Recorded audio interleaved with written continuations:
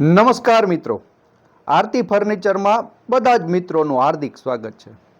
આજે આપણે જાણીશું કે પતરાનો શેડ આપણે કરેલો હોય ત્યારે એમાં આપણે ખાળીઓ કેવી રીતે ફિટ કરવો, એના માટે એક નવો દેશી જુગાડ હું તમને બતાવીશ। અત્યારે આપણે જોઈ રહ્યા છીએ કે એક ભૂંગળું મેં લીધું છે પ્લાસ્ટિકનું, બરોબર। એની લંબાઈ આપણે જોઈએ તો 12 ફૂટ જેવી લંબાઈ છે, કેમ કે જે પતરાનું ઢાળિયું છે એ 10 ફૂટ છે અને પાઇપ આપણે 2 ફૂટ થોડોક મોટો લીધો છે। એને સેન્ટરમાં રાખી અને વચ્ચેથી આવી રીતે ખાંચો પાડી દેવાનો છે। અત્યારે તમે જોઈ રહ્યા છો કે ગ્રાઇન્ડરની મદદથી એમાં ઊભો આપણે ખાંચો પાડ્યો છે, બરાબર।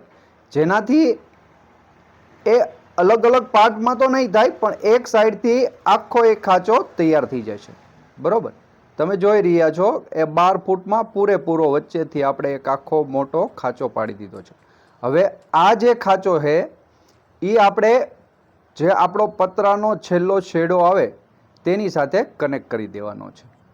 હવે આ ભૂંગળાને આપણે સાઈડ ઉપર લઈ જઈશું।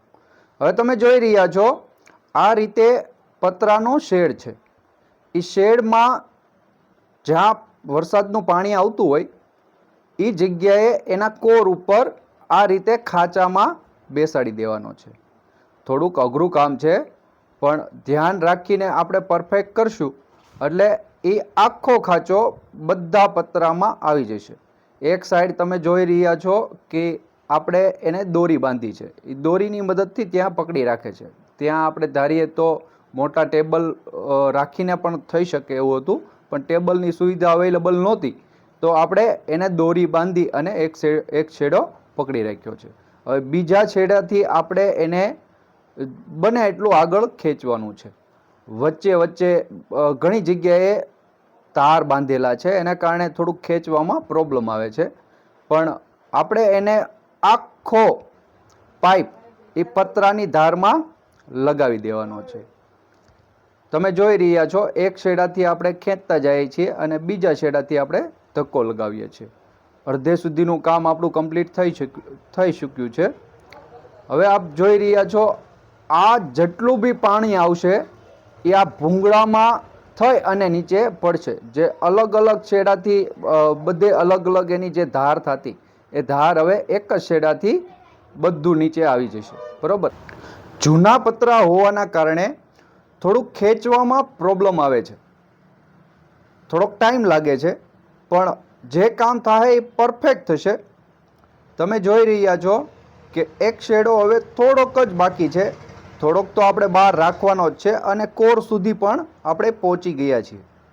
તો હવે તમે જોઈ રહ્યા છો છેલ્લો છેડો પણ ખૂણા સુધી આવી ગયો છે। હવે આનાથી આગળ જઈ શકે એવી પોઝિશન છે નહીં, એટલે એટલો જ છેડો આપણે બહાર રાખશું। એ છેડામાં પણ આપણે એક એલ્બો લગાડશું, જેમાંથી બધું પાણી એક જ જગ્યાએ નીચે આવશે। હવે જ્યાં જ્યાં આપણે વચ્ચે વચ્ચે હોલ આપેલા છે ત્યાં આપણે એને વાળાની મદદથી બાંધી દઈશું, જેના કારણે પાણી વધારે પડતું આવશે તો નીચે જવાનો કોઈ પ્રોબ્લેમ નથી અને આપણું જે ભૂંગળું નાખેલું છે એ ભૂંગળું પણ પડશે નહીં। એનો એક આધાર કરવા માટે વાળા બાંધી દેવા જરૂરી છે। વાળા બાંધી દઈશું જેથી મજબૂતાઈ પણ આવશે। આપણે જોઈએ તો 3 છેડા સુધી વાળા બાંધ્યા છે, બરોબર। આ બીજો વાળો બાંધ્યો છે અને એક ખૂણામાં લાસ્ટમાં આપણે બાંધશું, બરોબર। જો કેટલું સુંદર અને મસ્ત મજાનું લાગે છે।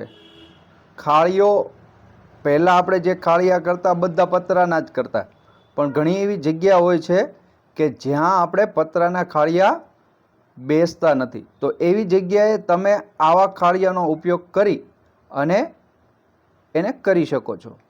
છેલ્લા છેડે તમે જોઈ રહ્યા છો ત્યાં પણ આપણે એક વાળો બાંધી દીધો છે અને એલ્બો પણ લગાડી દીધો છે।